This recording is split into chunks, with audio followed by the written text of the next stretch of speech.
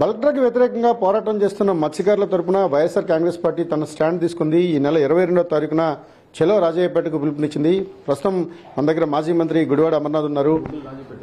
అమర్నాథ్ గారు, మీ చలో రాజయ్యపేట ఏ విధంగా ఉండబోతోంది, మీ స్టాండ్ ఏంటి? ఏం లేదు, మొన్న మాజీ ముఖ్యమంత్రి జగన్మోహన్ రెడ్డి గారు విశాఖపట్నం వచ్చినప్పుడు అనేక సమస్యల్ని వారి దృష్టికి తీసుకురావడం జరిగింది. Steel plant issue, sugar factory issue, తర్వాత Rajipeta bulk drug park issue అన్నీ వచ్చినప్పుడు జగన్మోహన్ రెడ్డి గారు చెప్పింది ఏంటంటే, ఇలా ఒకసారి మన పార్టీ తరఫున మీరు సంఘీభావం తెలియజేయండి అనేటువంటి మాట జగన్మోహన్ రెడ్డి గారు చెప్పడం జరిగింది. సో వారు చెప్పిన తర్వాత కలెక్టర్ గారు ఆ గ్రామానికి వెళ్ళడం, నేను మళ్ళీ బుధవారం కల్లా మీకు ఏ రకమైనటువంటి ఇన్ఫర్మేషన్ అనేటువంటిది ఇస్తానని చెప్పడం, వారు అటెండ్ అవ్వకపోవడం, స్థానిక శాసనసభ్యులు ఒక 20 రోజుల క్రితం వెళ్ళడం, వారు సమాధానం చెప్పకపోవడం, సో మేము కూడా ఎదురు చూసాం. సో ఇది ఇంకా దీని మీద వెళ్లాల్సినటువంటి అవసరం ఉంది, సంఘీభావం చెప్పాల్సినటువంటి అవసరం ఉంది, ప్రభుత్వం మీద ఒత్తిడి తీసుకురావాల్సినటువంటి అవసరం ఉంది. కాబట్టి సో డెఫినెట్ గా ఒక కార్యాచరణ రూపొందించుకొని ముందు ఈ కార్యాచరణలో భాగంగా వారి సంఘీభావం తెలియజేసి వారి దగ్గరికి వెళ్ళి మేము మీకు తోడుగా ఉంటాం, మీరు ఏదైతే ప్రభుత్వాన్ని డిమాండ్ చేస్తా ఉన్నారో మీ పక్షాన్ని మేము కూడా డిమాండ్ చేస్తాం అనేటువంటి మాట చెప్పడానికి అని చెప్పి ఉమ్మడి విశాఖపట్నం జిల్లా నాయకత్వం అంతా కూడా వెళ్లాలని చెప్పి నిర్ణయం తీసుకోవడం జరిగింది.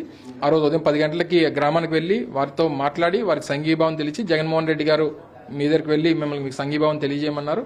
మీరు ఏదైతే కోరుతున్నారో ఆ కోరికల్ని ప్రభుత్వాన్ని డిమాండ్ చేస్తామనేటువంటి విషయం చెప్పడం జరుగుతుంది. అంటే రాజయ్యపేట కానీ చుట్టుపక్కల 8 గ్రామాలు అంతా కూడా ఒక నిర్బంధ వాతావరణం ఉంది.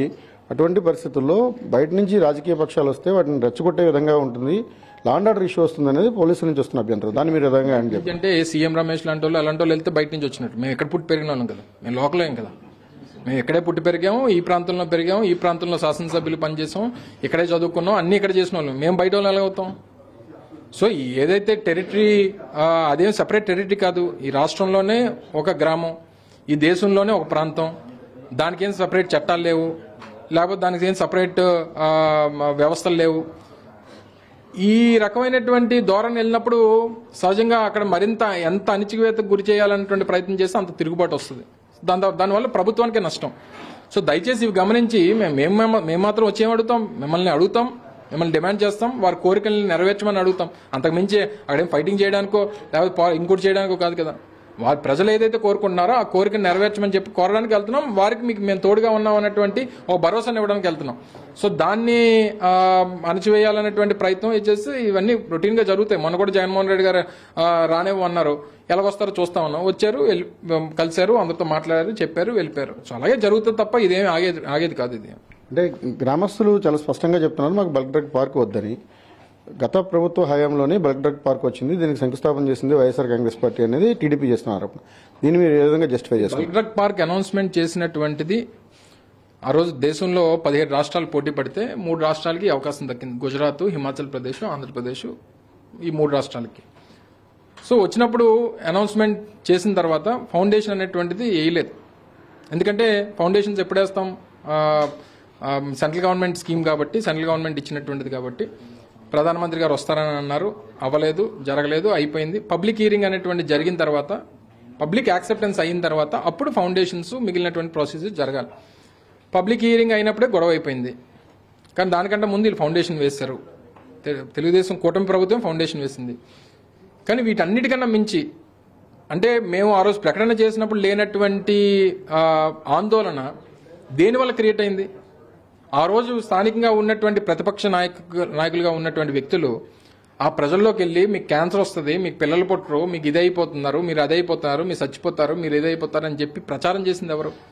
మేము వస్తే దీన్ని రద్దు చేస్తామని చెప్పింది ఎవరు? మేము చెప్పలేదే. ఇప్పుడు స్థానికంగా ఉన్నటువంటి శాసనసభ్యులే చెప్పారు.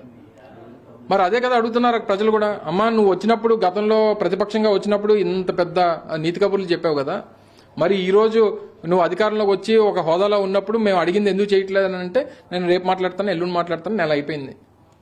సో దీని అంతటికీ కారణం ప్రజల్ని, ఏ పరిశ్రమ వచ్చినా నష్టాలు లాభాలు అనేటువంటి ఉంటాయి, ఏది లేకుండా ఉండదు. ఉన్నప్పుడు దానివల్ల ప్రజలకు ఏ రకమైనటువంటి ఇంపాక్ట్ ఉంటుంది అనేటువంటిది ప్రజల్ని కన్విన్స్ చేసుకునేటువంటి బాధ్యతనే ఉండాలి. వాళ్ళు కన్విన్స్ చేసుకోలేనప్పుడు ఇంకో ఆల్టర్నేటివ్ అనేది చూపించాలి.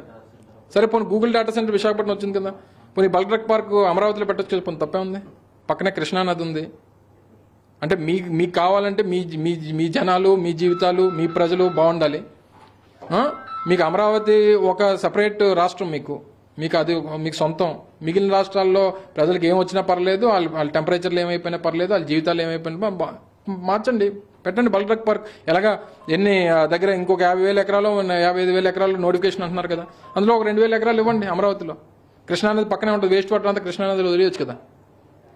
ఈ ప్రపోజల్ ఎందుకు రాలేదు వరకు? నేను వెళ్ళినప్పుడు అదే అడుగుతాను, నేను ప్రజలను కూడా అదే అడుగుతాను, ఆ రోజు ప్రభుత్వాన్ని కూడా అదే అడుగుతాను.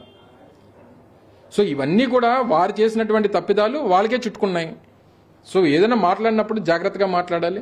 ఈరోజు నేను ఒక మాట మాట్లాడాను, రేపు ప్రభుత్వం వచ్చిన తర్వాత కూడా దానికి స్టాండ్ అయి ఉండాలి నేను. సో అలాగుంటే మన స్టాండర్డ్స్ మెయింటైన్ అవుతాయి తప్ప అధికారం కోసం ఒక మాట, అధికారం పోయిన తర్వాత ఒక మాట, అధికారం వస్తే ఒక మాట అనేటువంటిది కరెక్ట్ కాదు. ప్రజాభిష్టానికి వ్యతిరేకంగా బల్క్ డ్రగ్ పార్కు నిర్మాణ పనులను చేయడానికి వీల్లేదని, దాన్ని అడ్డుకునే ప్రజల పక్షాన తాము నిలబడతామని కూడా వైఎస్ఆర్ కాంగ్రెస్ పార్టీ చెప్తోంది. ఇప్పటికే తమ పార్టీ అధినేత జగన్మోహన్ రెడ్డికి ప్రజల నుంచి వచ్చిన రిక్వెస్ట్ ఏదైతే ఉందో దానికి అనుకూలంగానే చలో రాజయ్యపేటకు వెళ్తున్నట్టుగా మాజీ మంత్రి అమర్నాథ్ చెప్తున్నారు. కెమెరామెన్ రవితో రవిచంద్రన్, టీవీ, విశాఖపట్నం.